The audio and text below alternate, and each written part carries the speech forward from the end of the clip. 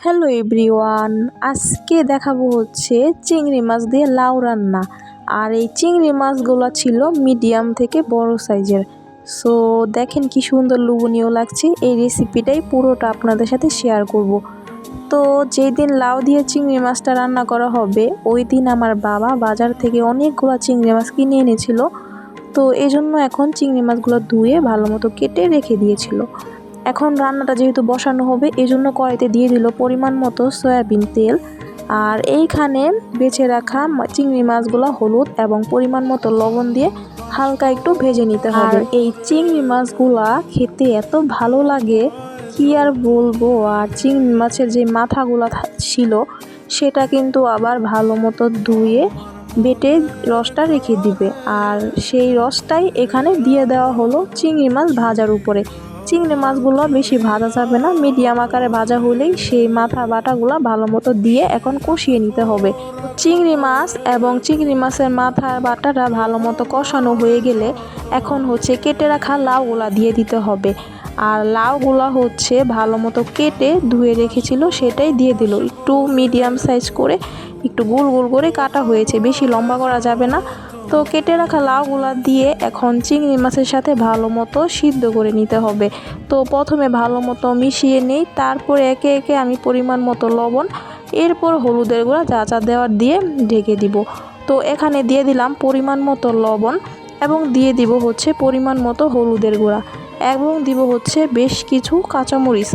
আর কাঁচামরিচের পরিমাণটা একটু বাড়িয়ে দেওয়ার চেষ্টা করবেন, তাহলে কিন্তু ফ্লেভারটা খুব সুন্দর আসে। মোটামুটি যা যা উপকরণ দেওয়া দরকার ছিল সেগুলা দিয়ে এখন ভালো মতো মিশিয়ে আমি হচ্ছে লাউটাকে সিদ্ধ করে নিব। আর এইখানে লাউটাকে আমি হালকা একটু ঢেকে দিব যেন লাউটা থেকে একটু জল বের হয়। তো ভালো মতো মিক্স আপ হয়ে গেলে এখন আমি লাউটাকে ঢেকে দিলাম। আর 5 মিনিট পর আমি ঢাকনাটা খুলে দেখব কি অবস্থায় আছে। 5 মিনিট পর ঢাকনাটা খুলে দেখলাম হালকা একটু জল বের হয়েছে। তো এই জলটা আমি ভালো মতো শুকিয়ে নিব এবং চেক করব পরবর্তীতে লাউটা ভালো মতো সিদ্ধ হয়েছে কিনা।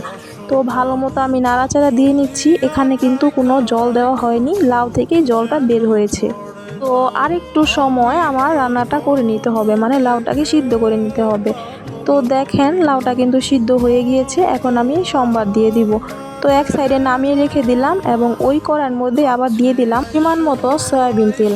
আর তেলটা ভালো মতো গরম হয়ে গেলে এখানে আমি দিয়ে দিলাম কয়েকটা তেজপাতা এবং দিব হচ্ছে মেথি এবং জিরা, সেটা হচ্ছে আস্ত দেওয়া হয়েছে। মেথিটা অবশ্যই দেওয়ার চেষ্টা করবেন, তাহলে খুব সুন্দর একটা ফ্লেভার আসবে। তো গোটা মশলাগুলো ভালো মতো ভাজা হয়ে গেলে এখন আমি সিদ্ধ করা সেই লাউগুলা দিয়ে দিব। তো গুঁড়া সবগুলো লাউ দিয়ে এখন ভালো মতো আমি তেলের সাথে মিশিয়ে নিব। আর দেখেন কি সুন্দর হয়েছে কালারটা। এখনই কিন্তু লাউয়ের যে ফ্লেভারটা এবং কালারটা সুন্দর দেখা যাচ্ছে, তাছাড়া ফ্লেভারটা খুব সুন্দর হয়েছিল। আর এখন আমি দিয়ে দিলাম ভাজা জিরার বাটা। এখানে আপনারা জিরার গুঁড়াটাও দিতে পারেন, যদি হাতের কাছে না থাকে তাহলে আমার মতো এবার বেটে দিয়ে দিবেন। তো জিরাটা আমি একটু হালকা তেলে এখন দিয়ে ভালো মতো মিশিয়ে নিব। তো রান্নাটা কিন্তু মোটামুটি শেষ পর্যায়ে। তো নামানোর কিছুক্ষণ আগে আমি দিয়ে দিলাম ধনিয়া পাতা কুচি। ধনিয়া পাতা কুচি দিয়ে এখন তরকারিটার সাথে ভালো করে মিশিয়ে নিব। আর এখন গ্রানটা যা বের হয়েছিল না, খুব সুন্দর একটা ফ্লেভার এসেছিল। তাছাড়া চিংড়ি মাছের স্মেল, ধনিয়া পাতা স্মেল এবং জিরা বাটার স্মেল মিলে অনেক সুন্দর একটা গ্রান বের হয়েছিল। তো মোটামুটি কিন্তু রান্নাটা হয়ে গিয়েছে, আর একটু শুকিয়ে নিলেই আমার রান্নাটা কমপ্লিট।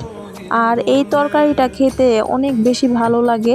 যারা নাকি লাউ পছন্দ করেন তাদের কাছে তো ফাটাফাটি লাগবে। আমার যে লাউ এতটা পছন্দ না, আমার কাছে অনেক বেশি ভালো লেগেছে। আর নামানোর আগে একটু দিয়ে দিলাম স্বাদ মতো চিনি। চিনিটা অল্প একটু দিয়েছি, বেশি দেওয়া যাবে না, চিনিটা দিলে স্বাদটা ব্যালেন্স হয়ে যায়। তো আর 2 মিনিটের মতো আমি রান্না করে নিব, তাহলে আমার রান্নাটা কমপ্লিট। তো রান্নাটা কিন্তু শেষ হয়ে গিয়েছে। যারা আমার মতো লাউ খেতে এতটা লাইক করেন না তারাও এই রেসিপিটা খুব পছন্দ করবেন। তাছাড়া এই রেসিপিটা দেখেন কি সুন্দর হয়েছে কালারটা। আর চিংড়ি মাছের কালারটাও কিন্তু অনেক বেশি সুন্দর হয়েছে, আর খেতে তো অসাধারণ হয়েছিল। চিংড়ি মাছগুলো পুরোপুরি সফট হয়েছিল, সাথে একেবারে ঝাল, মিষ্টি, লবণ সব দিক দিয়ে পারফেক্ট হয়েছিল। আর যারা নাকি এই রেসিপিটা ট্রাই করে খাবেন একটু কমেন্টে জানিয়ে যাবেন। আশা করি আপনাদের কাছে এই রেসিপিটা অনেক বেশি ভালো লেগেছে। সো আজকের ভিডিওটা এই পর্যন্তই ছিল। টাটা।